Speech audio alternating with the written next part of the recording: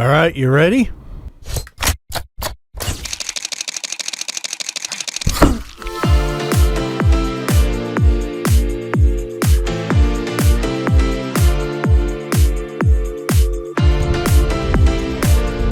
Hey everybody, it's Gary with Forgotten Americana. We're going to do something a little bit different. We're going to go out and shoot some color. We're going to shoot that on Harman Phoenix 200 speed film from our friends over at Harman Photo, aka Ilford Photo, the same people that make those wonderful black and white film stocks that we love to shoot here on the channel. So let's take this out, and there's no better place to test this film out than in Phoenix, Arizona with Phoenix Film.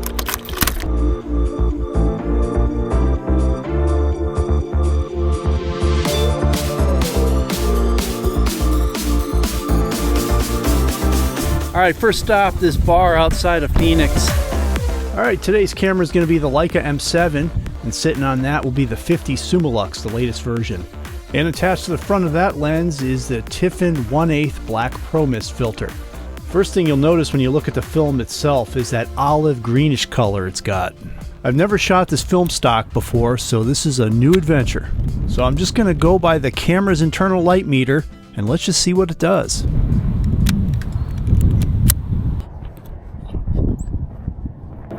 Nice thing about photographing in the desert, when you have to bushwhack through all the little wild areas around your subject, you don't have to worry too much about a lot of vegetation or weeds. Got to watch out for snakes and critters, but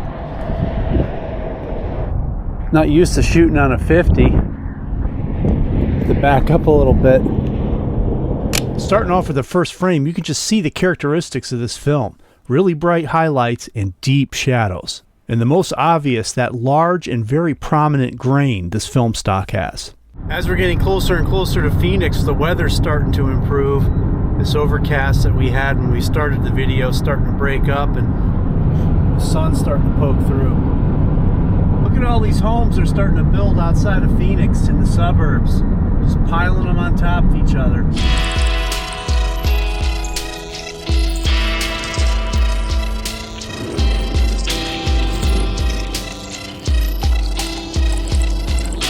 Now in direct sunlight, you can really see those sunken shadows. I like this angle a little bit better than the first shot, so let's take a closer look. You can see in the shadow detail, there is a little bit of information still in there in the scans. So let's take it into Lightroom and see what we can pull out of those shadows. Enhancing the shadow detail in Lightroom, this is what you get. These scans were done by the Darkroom.com, and no, we're not sponsored by them. Moving on, another characteristic you'll see is in direct sunlight, this film really takes on a warm hue.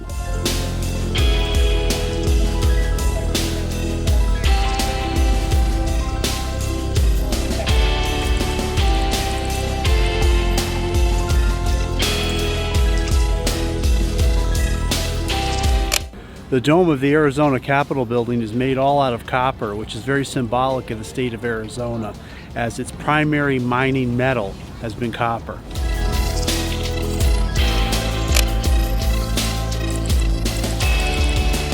This shot was actually an accident. Pressed the shutter button while putting the camera vertically into my bag. Now when you go on the other side of the Arizona Capitol building, you run into this building right here. And this is the Arizona State Capitol Executive Tower. I do got one bone to pick with Arizona. I don't know who or what decided to build this right behind the Capitol building, pretty much destroying its view from the other side. I mean, you have an area going down here, a nice promenade. Go down, you can set up for photography and stuff, but it's pretty much destroyed because this building blocks the view of the copper dome and the Capitol building behind it. So whoever decided to build this really didn't put it in a good place.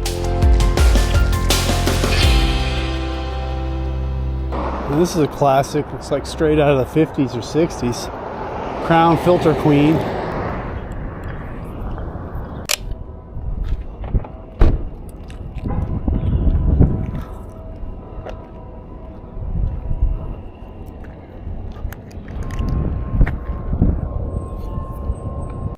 Exposing for the front of the building pretty much blew out the sky in this shot. Alright, now it's time to stop and have a little bit of lunch. A little bit of shooting worked up heck of an appetite. So a little veggie taco, some Chipotle, that'll do for now. Alright, after our little lunch break, it was then time to head over to the Oak Street Alley Murals. It looks like the sun went behind this overcast layer here. This neighborhood, all the properties are lined with these concrete walls, where you'll find a mixed bag of various street art. The side of the Sunshine Market was so colorful, I thought it would be a great test of the color rendition of this film. Yeah, this film definitely has some saturation going on. I want you to meet local artist Maggie Keene. People in the houses were kind of caught off guard. Suddenly a bunch of murals appeared on their walls. There was a little bit of controversy there. Discussed as, having it be a permanent thing, but doing it the right way and getting permission from all the property owners. Okay.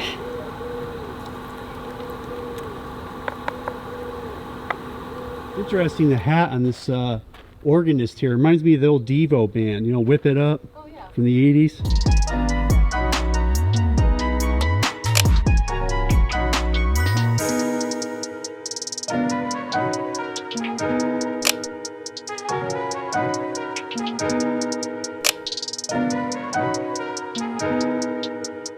Please come and play in Phoenix.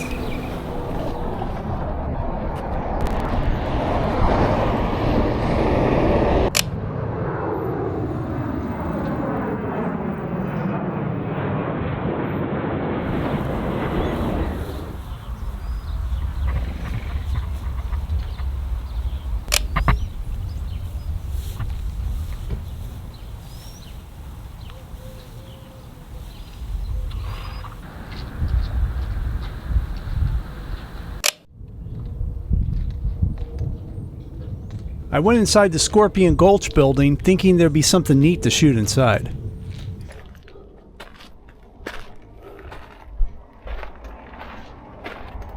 Turns out there wasn't much inside.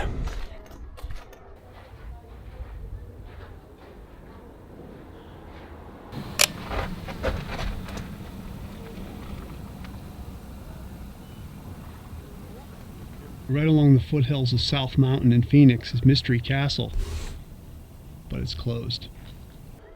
So for the next two shots, for a little bit more reach, I put on the 90 Elmarit.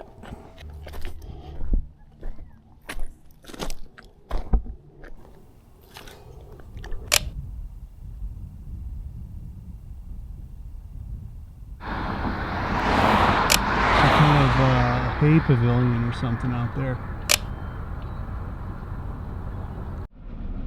For our last stop, we were running out of daylight and the rain was not far away. All over to these rocks. I like how the cactus is near it and everything. That's kind of neat. These are petroglyphs, believed to be carved by Native Americans from many, many years ago.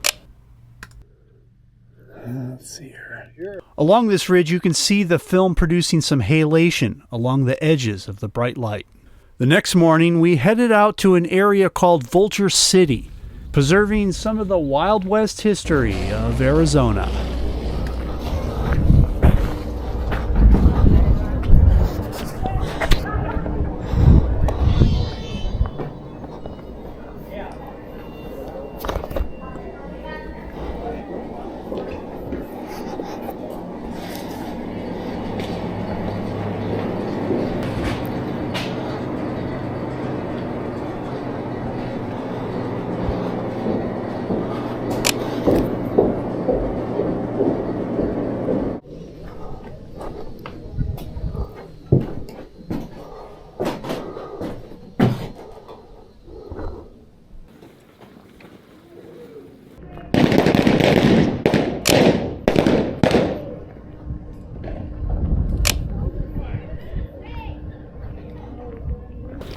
Give us a bunch of these dusters and this and that. We didn't do anything. We're not no robbers. All right. Just calm down. Calm down. We'll handle this peacefully. Don't trust him. This will go on my YouTube channel. I'll give you my card, too. Yes, sir. Please do. This is on film, so it gives a nice old look to it. I'm Gary. Charlie. Nice to meet you, Charlie. Nice to meet you, Gary. All right, thank you. Yeah, thank you now. Hey, before you go, I was wondering if I could snatch your picture real quick. Okay. Lean forwards a little bit, get a little more sunlight in your face. Perfect. All right, super. About my past, I knew the price paid by the law. Challenged by a bounty hunter, so I turned around to draw.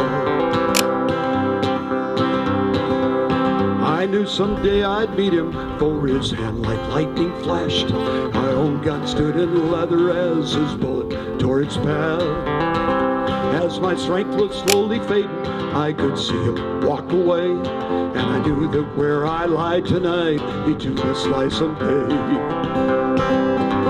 Now the crowd is slowly gathering and my eyes are growing dim. My thoughts return to Jeannie and the home that we had planned. Oh, but please tell her, mister, that she's still the only one. But a woman's love is wasted when she loves a running gun. A woman's love is wasted when she loves run and gun. Run and gun. Run and gun.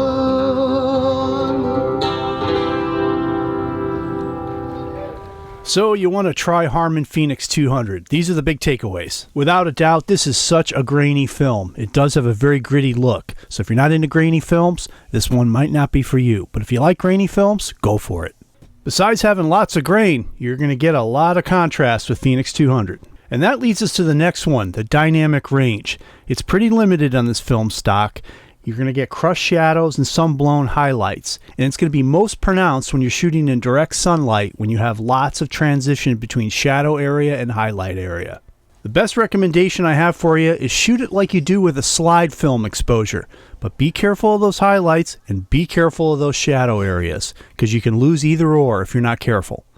When it comes to color, in direct sunlight, you're really going to see the warmth of this film stock. But in cloudy conditions, it's a little bit more tame.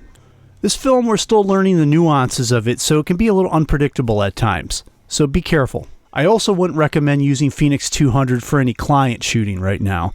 You have too much to gamble with it. If you're a new film shooter, I wouldn't recommend this film as a new film stock to use. Start off with something a little bit more tame, like a color negative film like Portra, or a good black and white film like Tri-X.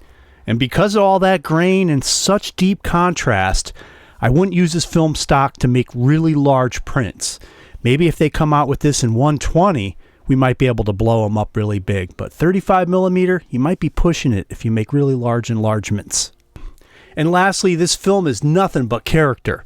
So if you're looking for a unique look, you're definitely going to get it with this film stock. Alright, well that's it for this test of Phoenix 200 film. I'd like to thank the Darkroom.com for processing that roll of film for me. And a big thank you to you, my viewers, for making it this far in my video. Thank you so much. It means so much to me. And please tell your photography friends to check out this channel and subscribe. Alright, we'll catch you in the next video.